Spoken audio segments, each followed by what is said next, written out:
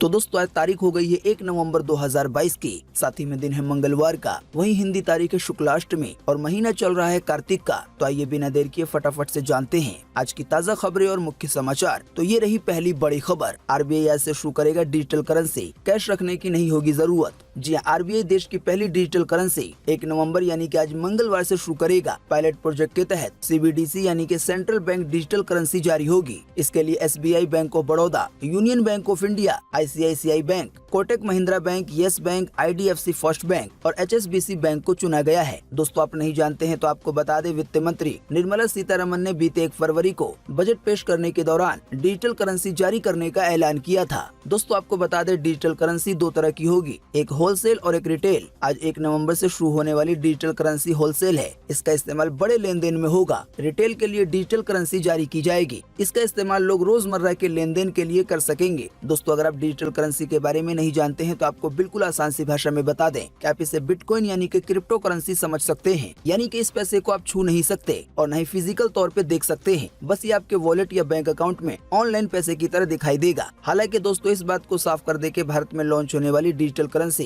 कोई crypto currency नहीं है। असल में भारतीय रिजर्व बैंक का ये एक लीगल टेंडर होगा, यानी कि इसे आरबीआई जारी करेगा। बिटकॉइन जैसी डिजिटल करेंसी को लेकर सबसे बड़ी परेशानी ये है कि इसे दुनिया के किसी भी देश की सरकार की मान्यता प्राप्त नहीं है, लेकिन आरबीआई की तरफ से जो डिजिटल करेंसी जारी की जा रही है इसे भारत सरकार की मान्यता प्राप्त होगी, यानी कि ये बिल्कुल लीगल होगा और इस डिजिटल करेंसी की वैल्यू अपने भारतीय रुपए इतनी होगी। साथ ही आपको बता दें, जो डिजिटल करेंसी लॉन्च की जा रही है इससे देश में आप कहीं पर भी आसानी से खरीदारी कर सकेंगे। देखिए अगली खबर, ब्रिज हादसे पर गुजरात में 1 दिन का राजकीय शोक। कल 2 नवंबर को झंडा आधा झुका रहेगा। जी हां, गुजरात के मोरबी पुल हादसे में मरने वालों की संख्या बीते सोमवार को 134 पहुंच गई। इनमें 45 लोगों की उम्र 18 साल से भी कम है। साथ ही बताया गया है मरने वालों में महिलाओं और बुजुर्गों की संख्या ज्यादा है। वहीं जानकारी के मुताबिक 170 लोग रेस्क्यू किए गए हैं। दोस्तों वैसे आप नहीं जानते हैं तो आपको बता दें, ये पुल हादसा बीते रविवार शाम 6:30 बजे उस समय हुआ जब 765 फीट लंबा और 4.5 फीट चौड़ा केबल सस्पेंशन ब्रिज टूट गया। 143 साल पुराना ये पुल ब्रिटिश शासन काल में बनाया गया था। इस हादसे को लेकर एक और ताज़ा जानकारी ये है, पीएम नरेंद्र मोदी ने बीते सोमवार शाम गांधीनगर में हाई लेवल मीटिंग बुलाई। इसमें पीएम मोदी ने कहा कि पीड़ितों को हर संभव मदद दी जाए। साथ ही इस बैठक में हादसे पे शोक व्यक्त करने के लिए कल 2 नवंबर को गुजरात में राजकीय शोक मनाने का फैसला लिया गया है। इस दिन राज्य में सरकारी भवनों पे राष्ट्रीय ध्वज आधा झुका रहेगा। साथ ही जानकारी के मुताबिक पीएम मोदी आज दोपहर के बाद हादसे के हालात का जायजा लेने के लिए गुजरात के मोरबी जाएंगे। एक और जानकारी ये है कि इसी बीच पुलिस ने हादसे के आरोपियों पे कार्रवाई करना शुरू कर दी है। अभी हाल ही में बीते सोमवार को पुल का रखरखाव करने वाली ओरेवा कंपनी के 2 मैनेजर, साथ ही में ब्रिज की रिपेयरिंग करने वाले 2 कॉन्ट्रैक्टर, साथ ही में 2 टिकट क्लर्क और 3 सिक्योरिटी गार्ड्स को गिरफ्तार कर लिया गया है। जानकारी के मुताबिक इस हादसे के बाद अहमदाबाद के अटल ब्रिज के लिए भी अलर्ट जारी किया गया है। अब यहाँ 1 घंटे में 3000 लोग ही जा सकेंगे। साथ ही में दोस्तों आप नहीं जानते हैं तो आपको बता दें, अभी से लगभग 43 साल पहले गुजरात के मोरबी शहर में ही इससे भी बड़ा हादसा हुआ था, जिसमें सैकड़ों लोगों की जाने गई थी। अब आप सोच रहे होंगे कि जो हादसा 43 साल पहले हुआ अभी उसकी चर्चा करने की क्या जरूरत है। तो आपको बता दें, 43 साल पहले हुए हादसे में और अभी जो हादसा हुआ है उसमें एक बड़ा कनेक्शन नजर आया है। तो आइए सबसे पहले आपको बताते हैं कि 43 साल पहले कैसा हादसा हुआ था, फिर इसके बाद आपको बताएंगे कि दोनों हादसों में क्या कनेक्शन है। तो देखें अपनी स्क्रीन पर, 43 साल बाद वही कहर, वैसा ही मौत का तांडव। उस समय गुजरात के मोरबी शहर में खंभों पर लटकती मिली थी लाशें। जी हाँ, जैसा कि आपको पता है कि बीते रविवार को गुजरात में मोरबी शहर की मच्छू नदी पे बना सस्पेंशन ब्रिज बहुत लोगों के एक साथ जाने की वजह से टूट गया। पुल पर एक ही समय में 500 लोग सवार थे। हालांकि इसकी क्षमता 100 लोगों की है। जैसा कि अभी हमने आपको बताया, सरकारी आंकड़ों के मुताबिक हादसे में अब तक 134 लोगों की मौत हुई है। इस भयानक हादसे ने मोरबी के लोगों की फिर से एक दर्दनाक घटना की याद दिला दी है। आपको बता दें, ये हादसा मच्छू नदी के डैम टूटने से हुआ था। असल में लगातार बारिश और स्थानीय नदियों में बाढ़ के चलते मच्छू डैम ओवरफ्लो हो गया था। इससे कुछ ही देर में पूरे शहर में तबाही मच गई। 11 अगस्त 1979 को दोपहर 3:15 बजे मच्छू नदी का ये डैम टूट गया और 15 मिनट में ही डैम के पानी ने पूरे शहर को अपनी चपेट में ले लिया। देखते ही देखते मकान और इमारतें गिर गयी, जिससे लोगों को संभलने का मौका तक नहीं मिला। सरकारी आंकड़ों के अनुसार इस हादसे में 1439 लोगों की जान गई और 12,849 से ज्यादा पशुओं की मौत हुई थी। बाढ़ का पानी उतरने के लोगों ने भयानक मंजर देखे थे। इंसानों से लेकर जानवरों के शव खंभों पर लटके मिले थे। इस हादसे में पूरा शहर मलबे में तब्दील हो चुका था और चारों ओर सिर्फ लाशें ही नजर आ रही थी। जानकारी के मुताबिक इस हादसे के कुछ दिन के बाद उस समय इंदिरा गांधी ने मोरबी शहर का दौरा किया था। उस समय लाशों की बदबू इतनी ज्यादा थी कि इंदिरा गांधी को नाक पे रुमाल रखनी पड़ी थी। बताया गया इंसानों और पशुओं की लाशें सड़ चुकी थी। उस समय मोरबी शहर का दौरा करने वाले नेता और राहत एवं बचाव कार्य में लगे लोग भी बीमारी का शिकार हो गए थे। जाहिर बात है, लाशें सड़ जाने की वजह से कई तरह की बीमारियां उत्पन्न हो गई होंगी। आपको बता दें, करीब 5 साल पहले मोरबी में चुनावी रैली के दौरान पीएम नरेंद्र मोदी ने कांग्रेस पार्टी पर निशाना साधते हुए कहा था कि मच्छू बांध त्रासदी के बाद राहत कार्य के दौरान राहुल गांधी की दादी यानी कि इंदिराबेन मुंह पे रुमाल डाले हुए दुर्गंध और गंदगी से बच रही थी, जबकि संघ के कार्यकर्ता कीचड़ और गंदगी में घुसकर सेवा भाव से काम कर रहे थे। आइए दोस्तों, अब जानते हैं कि ये जो हादसा 43 साल पहले हुआ और अभी हाल ही में बीते रविवार को जो हादसा हुआ है उसमें क्या कनेक्शन है। तो देखिए अपनी स्क्रीन पे इससे जुड़ी खबर। 43 साल बाद ग्रहण योग में फिर हुआ मोरबी हादसा। 1979 में ग्रहण के समय टूटा था मोरबी का डैम। इस साल भी सूर्य चंद्र ग्रहण के योग में हुआ है मोरबी हादसा। जी हाँ, 43 साल पहले हुए डैम वाले हादसे में और अभी हाल ही में बीते रविवार को पुल टूटने की वजह से जो बड़ा हादसा हुआ है, इन दोनों ही हादसों में एक बात कॉमन है कि उस समय भी सूर्य और चंद्र ग्रहण हुए थे और इस साल भी 25 अक्टूबर को सूर्य ग्रहण हो चुका है और आने वाले 8 नवंबर को चंद्र ग्रहण होगा। इस बारे में उज्जैन के ज्योतिष आचार्य पंडित मनीष शर्मा के मुताबिक सन 1979 में 22 अगस्त को सूर्य ग्रहण और 6 सितंबर को चंद्र ग्रहण हुआ था। जानकारी के मुताबिक ठीक ऐसा ही योग इस साल भी बना है। अभी हाल ही में बीते 25 अक्टूबर को सूर्य ग्रहण था और अब आने वाले 8 नवंबर को चंद्र ग्रहण होगा। धार्मिक मान्यताओं के मुताबिक ज्योतिष के एक ग्रंथ में ग्रहण के बारे में भविष्यवाणियां की गई हैं। इस ग्रंथ में लिखा है, जब जब एक ही महीने में 2 ग्रहण एक साथ होते हैं तब तब दुनिया में हादसों की वजह से जन हानि होती है, यानी कि लोगों की जानें जाती हैं। आपको बता दें, यहाँ पे जो एक ही महीना बताया गया है वो हिंदी कैलेंडर के अनुसार है। दोस्तों, अगली खबर के बारे में बताने से पहले आपके लिए एक बड़ा सर्वे और एक बड़ा सवाल इसी खबर से जुड़ा हुआ। दोस्तों, आपको इसी वीडियो के नीचे कमेंट बॉक्स में कमेंट करके बताना है कि क्या आपको भी लगता है ये दोनों ही बड़े हादसे सूर्य और चंद्र ग्रहण की वजह से हुआ है। इस पर आपका क्या मानना है, आपकी पर्सनल राय क्या है। वीडियो को पूरा देखने के बाद नीचे कमेंट बॉक्स में अपना जवाब जरूर लिखें। आपके दिए गए जवाब से काफी कुछ पता चलता है।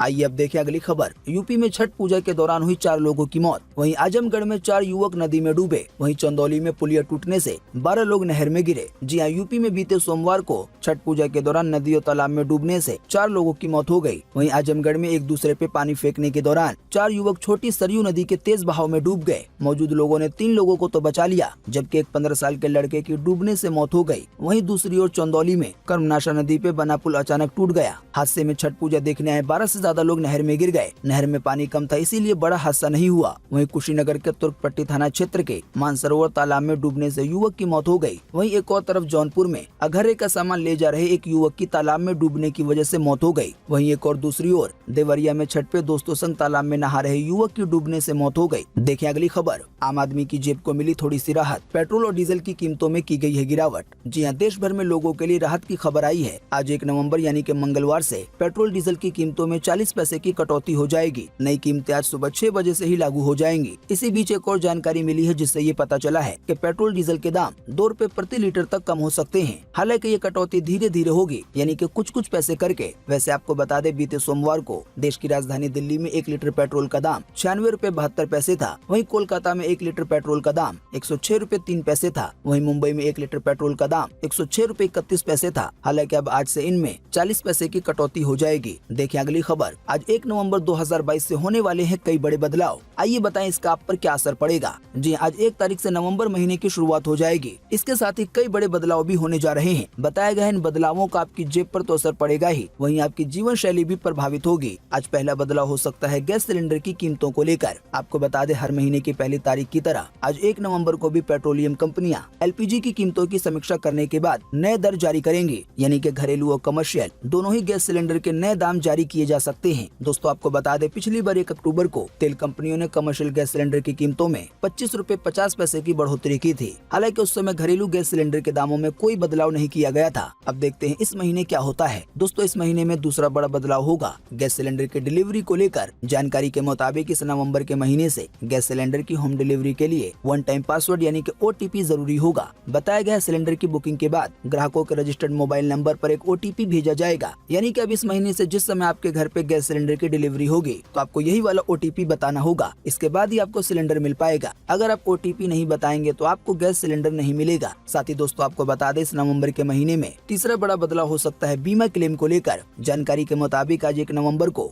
IRDA भी एक बड़े बदलाव की घोषणा कर सकता है। नवंबर महीने की पहली तारीख से बीमाकर्ताओं के लिए KYC डिटेल देना अनिवार्य किया जा सकता है। फिलहाल अभी KYC करवाना या न करवाना लोगों के अपने ऊपर है। हालांकि नवंबर के इस महीने से ये अनिवार्य हो सकता है, यानी कि KYC करवानी ही पड़ेगी। बताया गया है बीमाकर्ताओं के लिए जैसे ही ये नियम लागू हो जाएगा तो इसके बाद इंश्योरेंस क्लेम करने के समय KYC डॉक्यूमेंट नहीं देने पे क्लेम रद्द किया जा सकता है, यानी कि जो बीमा का क्लेम है वो मिलने में काफी दिक्कत होगी। आइए देखें अगली खबर। रेप की जांच के लिए 2 फिंगर टेस्ट पे लगी रोक। सुप्रीम कोर्ट ने कहा ये साइंटिफिक नहीं है, सरकार किसी भी हालत में इसे न होने दे। जी हां, सुप्रीम कोर्ट ने रेप केस में 2 फिंगर टेस्ट के इस्तेमाल पे रोक लगा दी है। जस्टिस DY चंद्रचूड़ और जज हेमा कोहली की बेंच ने ये चेतावनी भी दी है कि इस तरह के टेस्ट करने वाले व्यक्तियों को कदाचार का दोषी ठहराया जाएगा। साथ ही बेंच ने कहा है कि दुर्भाग्य ये है कि ये टेस्ट आज भी जारी है। साथ ही में जानकारी के मुताबिक सुप्रीम कोर्ट ने स्वास्थ्य मंत्रालय को निर्देश दिया है कि ये सुनिश्चित किया जाए कि किसी भी स्थिति में यौन उत्पीड़न या जिसके साथ रेप हुआ है उसका 2 फिंगर टेस्ट नहीं होना चाहिए। जानकारी के मुताबिक सुप्रीम कोर्ट ने तेलंगाना हाई कोर्ट के उस फैसले के खिलाफ सुनवाई की जहां कोर्ट ने आरोपियों को रिहा कर दिया था। हालांकि सुप्रीम कोर्ट ने इन्हें आजीवन कारावास की सजा सुना दी है,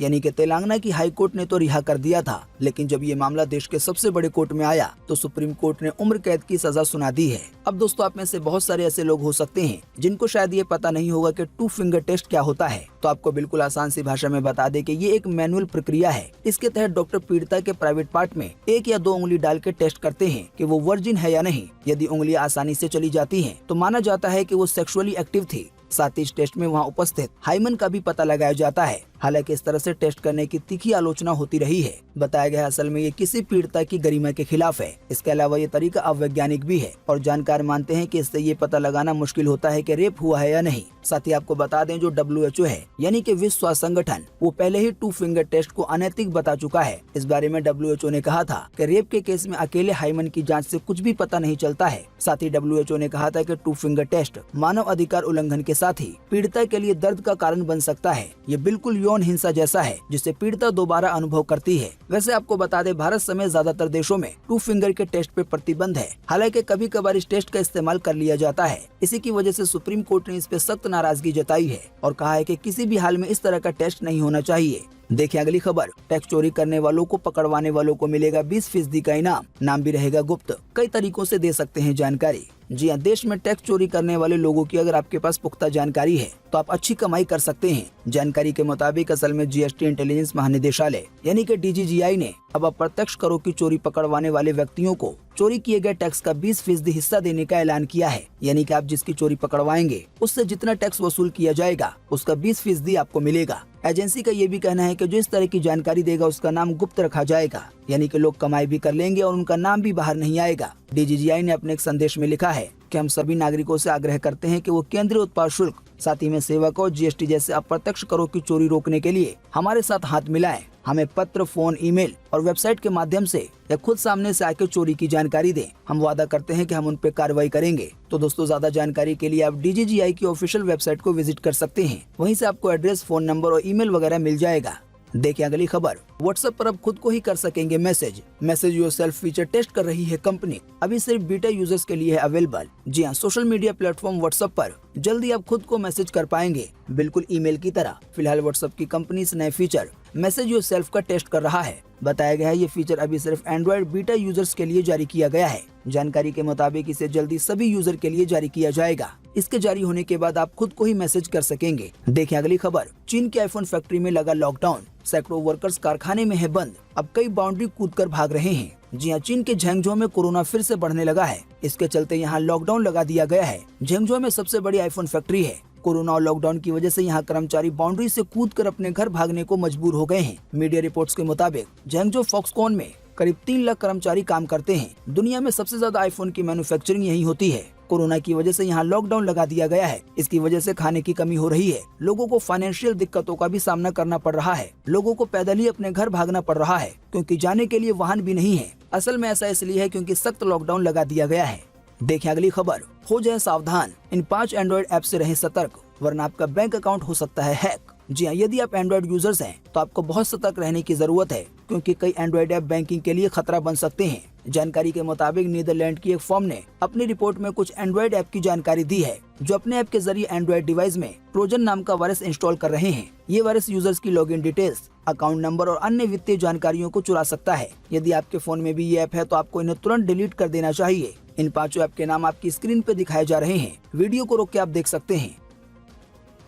देखिए अगली खबर, आदिपुरुष मूवी की रिलीज डेट हुई पोस्टपोन। बॉक्स ऑफिस क्लैश से बचने के लिए मेकर्स ने लिया है ये फैसला। जी हाँ, साउथ सुपरस्टार प्रभास और कृति सनन और सैफ अली खान की मच अवेटेड फिल्म आदिपुरुष की रिलीज डेट में बदलाव किया गया है। आपको बता दें, पहले ये मूवी 12 जनवरी को रिलीज होने वाली थी, लेकिन अब फिल्म को बनाने वालों ने फिल्म को पोस्टपोन करने का मन बनाया है। जानकारी के मुताबिक अब आदिपुरुष मूवी को गर्मियों में रिलीज किया जाएगा। खबरों की माने तो मेकर्स ने ये फैसला बॉक्स ऑफिस पे क्लैश से बचने के लिए किया है। असल में जनवरी के महीने के आसपास कई बड़ी साउथ की मूवियां रिलीज होने वाली हैं, इसी की वजह से ये फैसला लिया गया है। हालांकि अभी तक फिल्म की नई रिलीज डेट को लेकर मेकर्स की तरफ से कोई भी ऑफिशियल जानकारी नहीं दी गई है। बस इतना पता चल सका है कि अब ये मूवी गर्मियों में रिलीज की जाएगी। देखें अगली खबर, आज 1 नवंबर 2022 को पूरे देश में ये रहेगा मौसम का हाल। मौसम विभाग ने जारी किया है मौसम का पूर्वानुमान। जी हाँ, मौसम विभाग के अनुसार अगले 24 घंटे के दौरान यानी कि आज 1 नवंबर को दक्षिण तटीय आंध्र प्रदेश में, साथ ही में तमिलनाडु में हल्की से मध्यम बारिश के साथ कुछ स्थानों पे भारी बारिश हो सकती है। इसके अलावा भी तमिलनाडु के बाकी हिस्सों में, रॉयल सीमा में, केरल के भी कुछ हिस्सों में आज हल्की से मध्यम बारिश हो सकती है। इसके अलावा भी दक्षिण आंतरिक कर्नाटक में और तटीय कर्नाटक में आज हल्की बारिश की संभावना है। इसके अलावा भी गिलगित बल्टिस्तान में, मुजफ्फराबाद में, लद्दाख में और जम्मू कश्मीर में भी आज हल्की से मध्यम बारिश हो सकती है। साथ ही में बर्फबारी की भी संभावना है। वहीं हिमाचल प्रदेश में भी छिटपुट बारिश के साथ बर्फबारी की संभावना है। देखिए अगली खबर, न्यूजीलैंड बांग्लादेश दौरों के लिए टीम इंडिया का किया गया ऐलान। न्यूजीलैंड की सीरीज में नहीं जाएंगे रोहित और विराट। वहीं बांग्लादेश की ओडीआई में दिखेगा नया चेहरा यश दयाल का। जी हां, न्यूजीलैंड और उसके बाद बांग्लादेश के दौरे के लिए टीम इंडिया का ऐलान कर दिया गया है। यानी कि इन सीरीज में कौन कौन से प्लेयर खेलेंगे, उनके नाम सामने आ गए हैं। जानकारी के मुताबिक न्यूजीलैंड का टूर T20 वर्ल्ड कप के बाद 18 नवंबर से शुरू होगा। इसमें 3 वनडे और इतने ही T20 मैच खेले जाएंगे। इसके बाद टीम इंडिया बांग्लादेश जाएगी। यहाँ 3 वनडे और 2 टेस्ट मैच खेले जाएंगे। वहीं न्यूजीलैंड के दौरे पर वनडे मैच में कौन कौन से खिलाड़ी खेलेंगे, उनके नाम कुछ इस प्रकार हैं, जैसा कि आप अपनी स्क्रीन पर देख रहे हैं। तो दोस्तों, आज 1 नवंबर 2022 की यही मुख्य समाचार और बड़ी खबरें थी। उम्मीद करते हैं इससे आपको काफी कुछ जानकारी मिली होगी। हम बस इसके बदले में आपसे इतना ही चाहते हैं कि आप इस वीडियो को लाइक कर दें और शेयर कर दें, क्योंकि आपका लाइक और शेयर करना ही होता है हमारी मेहनत का फल। वीडियो देखने के लिए आपका बहुत बहुत धन्यवाद। Thanks for watching.